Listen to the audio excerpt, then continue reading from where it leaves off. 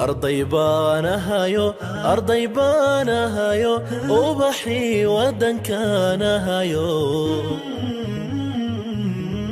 وحان ورديا ورديا دكسي ذو آذى وحان ورديا ورديا دكسي ذو آذى إنن أقن كورسالو دالكيغا أنفعي إنن أقن كورسالو دالكيغا أنفعي دالكي لا يمذي الله يوي قرقان وعي قلنتا الريان وحان ورديا ورديا دكسي ذو آذى وحان ورديا ورديا دكسي ذو آذى waxaa kale oo ay yara soo hoosgalaya mas'uuliyaadka maamulka ee alla koobi karinin hubinta in qaab habaynta fasalku tahay mid sahlaysa in si fudud ardaygu wax u barto kaliya nidaam in la dejiyey laguma kaaftoomi karo marka maamulku waa in ay hubiyaan in qaab habayntii loo habeeyey fasaladu ay yihiin mid shaqaynaysa oo sahlaysa in si fudud ardaygu uu wax ugu barto مثلا tusaale ahaan oo kale qaababka ugu sahlan ee kaalmaynaya in ardaygu si fiican fasalka wax ugu barto waxa ka mid ah in loo qaybiyo ardayda sida kuwa waaweyn wiilal iyo gabdho aadka u yaryar oo 5 jirada iyo 6 jirada iyo ilaa 7 jirada iyo si loogu ababiyo oo loogu tarbiyeeyo tarbiyada fiican hadii ay isku dhex jiraan dhinacyo la kala fariisin karaa gabdhahana dhinac wiilashana dhinac si loogu ababiyo oo loogu tarbiyeeyo tarbiyada fiican oo ah in ay kala duwan yihiin qolo walibana ay leedahay waxeeda u khaaska ah kuwa waaweyn laakiin waxyaalo muharramaadaha imaan kara waa in aan ogolaanin inay meesha khayrka ilaahay ama masjidkaba ay waxani ka yimaadaan marka qaybinta ardayda sida kuwa waaweyn baynu niri wiilal iyo gabdho in loo kala saaro koow waxaan niri ayaga horta wiilal iyo gabdho in loo kala saaro labo da'dooda loogu sii kala qaybsho maalan wiilashii ayaa da'doodii waxa loo kala saaray wixii 6 ka yar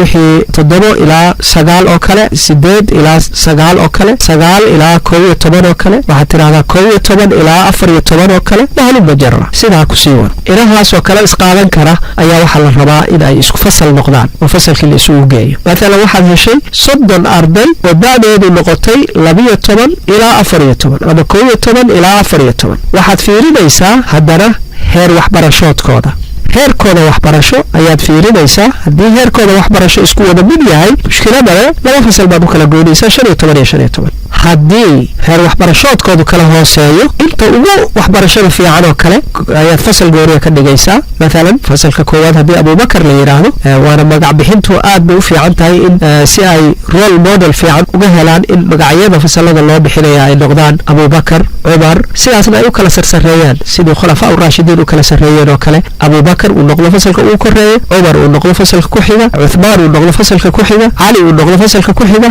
wahlu majara asxaabtii kale markaas saa loogu magacaabo haddii fasaladu intaa ay ka badan yihiin dumarkana sidoo kale khadiija bintu khuwaylid inay noqoto radiyallahu anha ummuna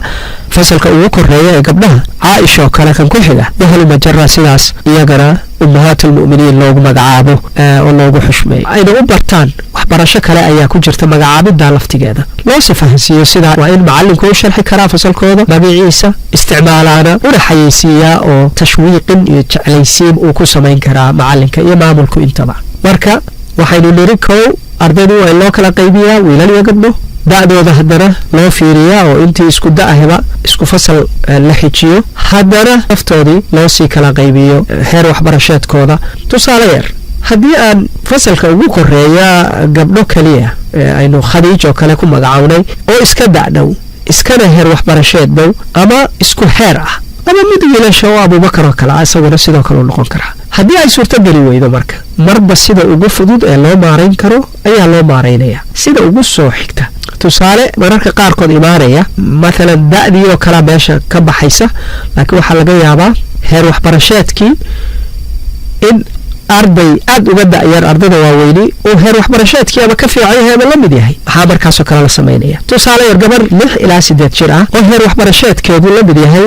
mid gaarsiisan kuwa 14 ilaa 16 jirka ah waa in waxbarashadeeda mudnaanta la siiya laga geynayo 8 jirada ama 6 jirada alif ba'da ku jira ama aan waxba ka fahmaynin waxaas si waxbarashadeedii kor loogu qaado ayaa fasalka ay mudan tahay la geynaya laakiin si looga ilaaliyo in kuwa waaweyni ay raad xun ku yeeshaan mar kasta macalinka agtiisa ardaydaas ama ardaygaas waa in la fariisiyaa badanaa macalinka agtiisa kama dhacdo tusan macalinkaasi macalin laga rooyahay ahayn in ardaydu xumaan agtiisa ku samayso kuwa xumaanta badanaa sameeya waa kuwa ka fog way marka mar walba agtiisa inay fadhido ama uu fadhiyo oo halkaa uu waxbarashadiisii ku wato isagoo fasalkii kore ka mid ah saas ayaa loogu xallin karaa waxyaalahaas suurtageli waaye dugsigu boos ahaan iyo bayad ahaan waa inuu yahay meel waxbarasho u qalanta waa inuu leeyahay qaab fasaleed u gooni ah fasal kasta waa inuu leeyahay qaabab kobciye akhlaaqda wanaagsan oo loogu sii talagalay waxaanu dhan waxay soo hosgalayaan mas-uuliyaddii maamulka iyo qaabayntii